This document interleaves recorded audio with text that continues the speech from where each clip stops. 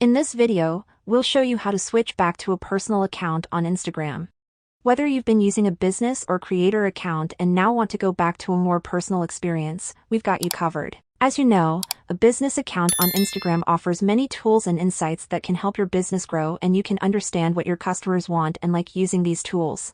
But if you simply want to switch back to a personal Instagram account, then follow my steps. The steps are the same for both iOS and Android devices, and let's start.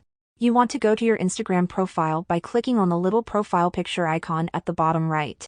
When you are on your profile, you need to tap on the 3 horizontal lines at the top right corner. And after that, open your settings and privacy. When you get to this page, tap on the creator tools and controls right here. Then find the switch account type button and click it. And then you'll see this menu. We want to click on the personal account, which is the first option.